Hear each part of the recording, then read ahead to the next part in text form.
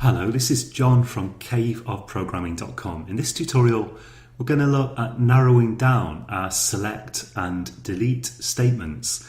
So this is something that we're going to get a lot more into as we go through the course, because there's quite a lot of stuff that you can do here. Well, actually a tremendous amount of things, particularly when you come to multiple tables.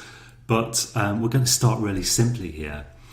So I could do here a select star from users with the results that we expect, but I can also specify certain ways of narrowing down what's returned, and I'm just going to show you the simplest possible way here. So the simplest possible way is we're going to use a where clause, and we're going to say where ID equals, let's say 3, which should give us the value Vicky. So we'll run that, and we see that we've got just that one row returned. I've actually got 3 Vickies in my database at the moment, but let's try Bob, who has ID number 1, and we run that and we get Bob. So you can also specify other columns in this where clause.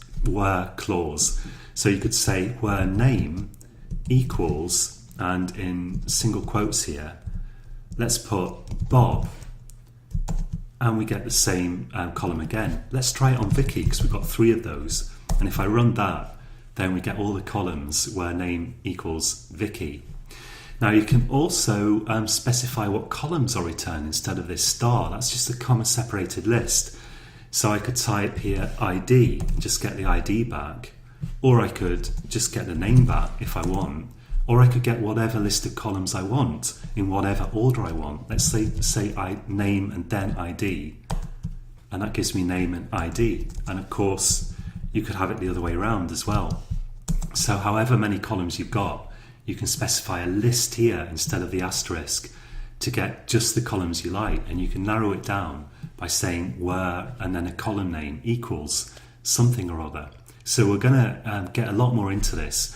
But in this tutorial, I just want to basically leave it there for select, and we're just going to take a look at delete, because I can also use this with delete. Let's do a select star from users. And let's say, for example, I just want to delete one column, the one with ID 3. In that case, I can say delete from users, and it works exactly the same, where ID equals 3. And again, you can specify any column. You can specify any column basically, or combination of columns, but we'll look at that in a future tutorial. So let's run this and do a select star from users again. So here it is. So let's use this rather than type it. So if I run this, now we find that we've deleted the row which had ID of 3. Supposing we want to delete both Vickies, we could say delete from users where name equals Vicky. Let's try this and see what happens. So we run this, and it's not executed. And the reason for that is that we're using safe update mode, and we've seen that before. So what we could do is we could say set SQL safe update equals 0. And when we do that once, I think we need updates. Let's try that. Yeah, set SQL safe updates equals 0. Once we've done that in our session, we don't have to do it again. It's done then for the whole session. And you can configure it in your configuration file, but that turns out to be a bit tricky. And you might not want to turn this off anyway, because this is going to allow you to delete multiple rows. So I'm going to leave it on here.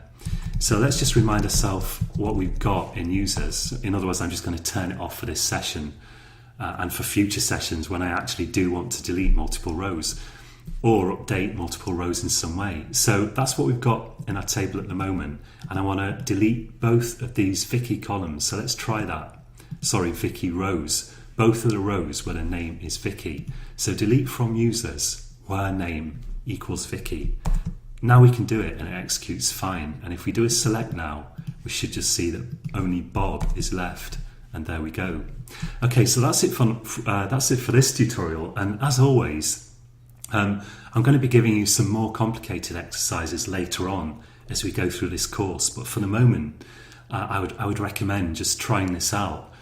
create a table with however many columns you like, and then try doing some select queries, and also try doing some deletes where you narrow down the number of rows that you're selecting or deleting. So with selects, of course, you'll get multiple rows back if you specify a value for a non-unique column and that value occurs more than once in that column. You can bring back multiple rows with this select, and you can do a delete on multiple rows in the same way. But remember, you might have to turn SQL Safe Updates off, set it to 0 with set SQL Safe Updates equals 0 to get MySQL to allow you to do that if Safe Updates is turned on, which these days it is by default. Okay, so until next time, happy coding.